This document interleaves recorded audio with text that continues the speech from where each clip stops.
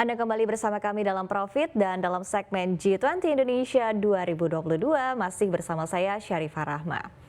Dan dialog bersama dengan co-founder Peluang, Claudia Kolonas, akan kami lanjutkan kembali. Mbak Claudia, tadi kita sudah membahasnya kira-kira potensi dan juga tantangan yang dihadapi dalam percepatan digitalisasi di tanah air. Tapi kalau dari dukungan-dukungan yang sudah diberikan oleh Peluang atau akan diberikan oleh Peluang dalam percepatan transformasi digital di tanah air seperti apa, Mbak?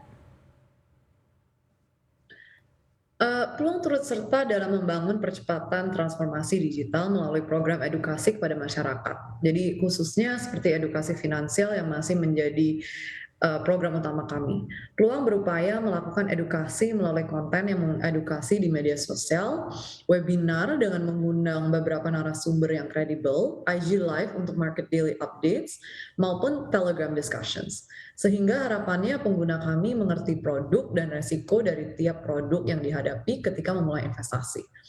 Agar tidak banyak masyarakat-masyarakat yang tertipu dengan investasi ilegal dan juga memahami bahwa seluruh investasi itu memiliki resiko. Bahkan jika kita menyimpan uang di bawah kasur sekalipun itu memiliki resiko dicuri atau kebakaran dan uangnya habis. Literasi dan inklusi keuangan adalah dua hal yang tidak bisa dipisahkan menurut saya. Oke, tadi berbicara terkait dengan permasalahan literasi keuangan ini juga masih menjadi PR ya, khususnya bagi para milenials ya, kalau kita katakan begitu ya, literasinya juga masih cenderung rendah untuk literasi keuangan. Nah, kira-kira strategi dari Peluang dalam meningkatkan literasi keuangan khususnya bagi generasi milenial seperti apa? Memang benar bahwa literasi keuangan di Indonesia sebenarnya masih tergolong rendah, yaitu di bawah 40%. Saya pikir itu merupakan kekhawatiran terbesar. Namun jika kita lihat pertumbuhan dari inklusi digital ternyata lebih cepat dibanding literasi keuangan. Ini yang menjadi tantangan industri finansial untuk melakukan lebih baik lagi dalam literasi keuangan dan menggabungkannya dengan elemen yang telah tumbuh maju secara signifikan di 2 tahun terakhir selama masa pandemi. Namun menjawab pertanyaan akan strategi Peluang dalam meningkatkan literasi keuangan.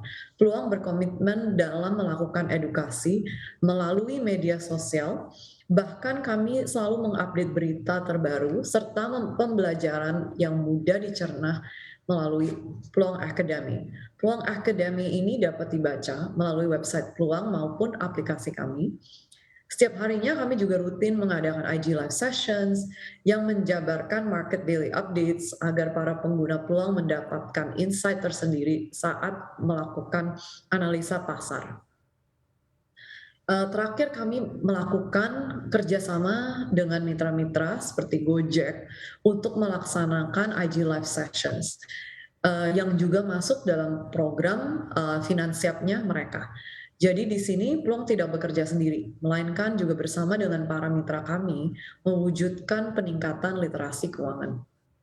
Oke, tadi seperti yang Anda katakan bahwa inklusi digital ini perkembangannya lebih cepat ketimbang dengan literasi keuangan. Nah, kira-kira strategi Peluang dalam mendukung program pemerintah untuk mendorong tingkat inklusi sekaligus literasi keuangan di tanah air seperti apa? Ya, sejak awal Peluang ingin lebih banyak masyarakat yang terliterasi keuangan melalui edukasi-edukasi yang kami lakukan.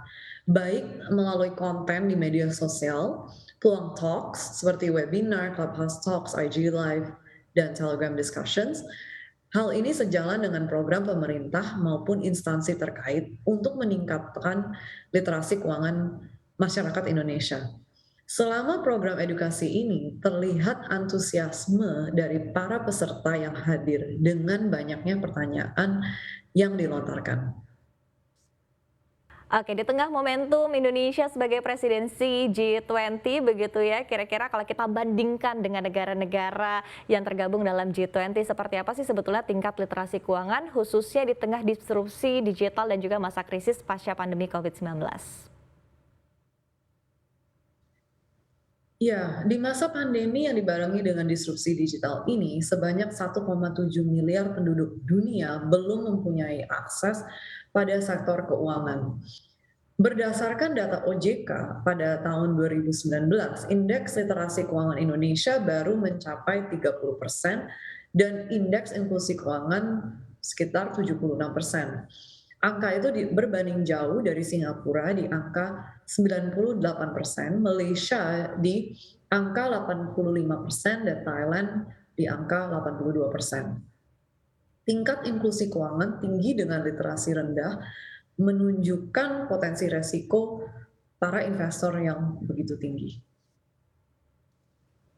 Oke, kemudian Indonesia sekali lagi menjadi tuan rumah untuk menggelar konferensi tingkat tinggi atau KTT Youth 20 atau Y20 tahun 2022 dan peluang sebagai salah satu mitra utama Y20 di Indonesia 2022. Nah, ini kira-kira apa yang menjadi harapan Anda untuk transformasi ekonomi digital di tanah air? Ya, kehadiran peluang diharapkan dapat membantu ekosistem fintech, khususnya platform multi-aset di Indonesia, untuk memudahkan masyarakat dalam melakukan diversifikasi portofolio. Kami juga sangat berterima kasih untuk peran penting dan upaya pemerintah dalam mengembangkan sektor fintech ini di masa depan. Peluang juga siap untuk bersama-sama mewujudkan literasi dan inklusi keuangan, serta mendukung transformasi ekonomi digital di tanah air.